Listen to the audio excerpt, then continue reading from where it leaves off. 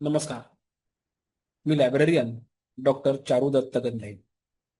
Reading advisory सर्व्हिसमध्ये आपलं स्वागत.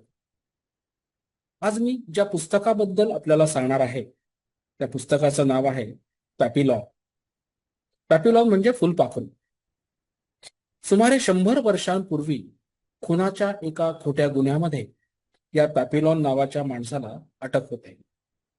अटक झाल्यानंतर फ्रान्समधल्याच फ्रेंच गियाना येथील तुरुंगामध्ये जन्मठेपेची शिक्षा भोगण्यासाठी त्याची रवानगी होते.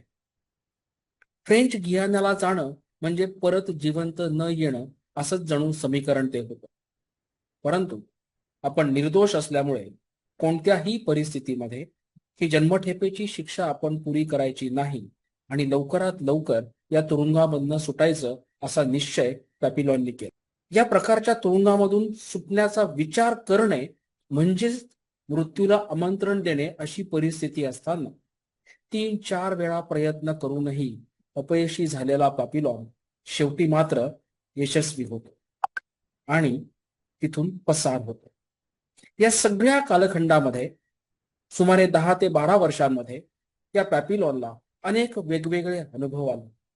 तुरुंगातले वेगवेगळे अनुभव, तिथं भेटलेली माणसं, तिथं असलेली संस्कृती, तिथं चालणारे व्यवहार, या सगळ्यांबद्दलची रोचक माहिती या पॅपिलॉन नावाच्या पुस्तकामध्ये आहे. पॅपिलॉन हे टोपण नाव असलेला व्यक्ती म्हणजेच हेनरी शॅरियर.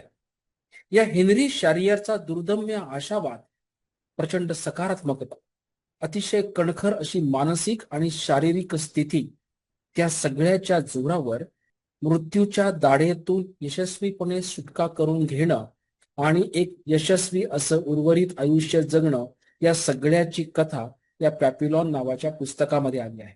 मूळ फ्रान्समध्ये घडलेल्या या सत्य घटनेचा लेखक आहे स्वतः हेनरी शॅरियर.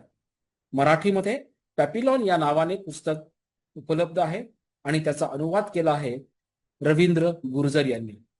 तर नक्की पहा, एक दुर्दम्य आशावादी आणि सकारात्मकता वाढवणारी तुरुंगातली गोष्ट पॅपिलॉन.